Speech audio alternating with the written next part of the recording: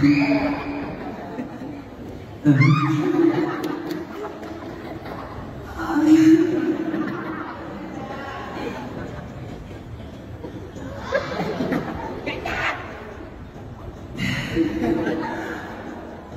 po, Mama Mary, na nagsasabi ka.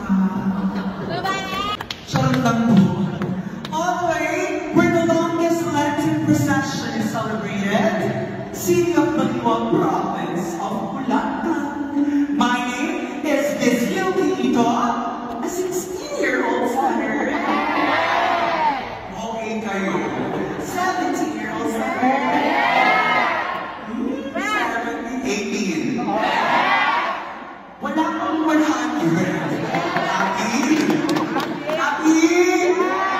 Ayan. Kailangan mataas lang ang energy natin para lagi tayo chili-chili. Dahil more energy, mas happy.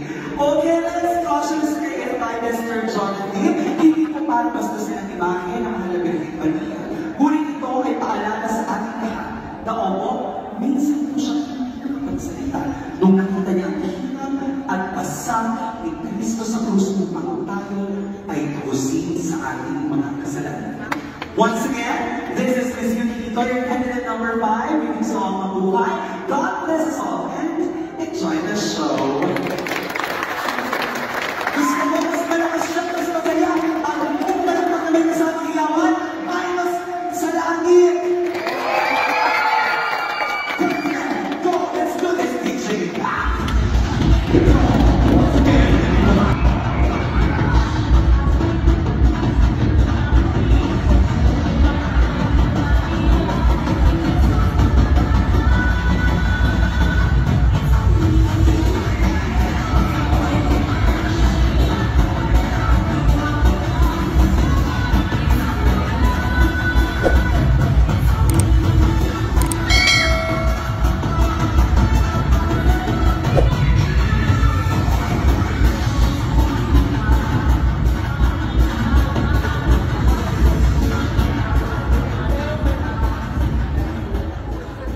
Good evening, ladies and gentlemen. Good evening, people of Los Baños. Wala po ba ang dyan? Thank you very much. In a world where everyone would like to be noticed, I prefer to be remembered. For I may not be the prettiest, the sexiest, or probably talented candidate, but one thing is for sure, I am authentic. And I am always ready to give them a good fight. Ladies and gentlemen, this Filipina standing in front of you is a 26-year-old stunner, all the way from the historical capital of the Philippines, ang lungdayan ng kasaysayan ng Pilipinas. Galing po ako sa Kawit, Cavite. A graduate of the Bachelor of Science in Secondary Education, majored in English at Cavite State University. My name is Ash Aldama Samones, and I am your first member, Reina ng Turismo Cavite. But tonight, please allow me to stand by the name of your one and only lady to capture the heart of Mr. Aljor Abreta. Magbigay pugay sa inyong inaamihan, palakpakan mo ninyo si Ms. Kylie Padilla. Ms. Kylie Padilla na nag-iwan po ng isang kawiting para sa lahat. Napakaraming puno sa ating, ngunit bakit tila walang natira? Nagpaamrot sila. Napakaraming wapanin sa inyo, kung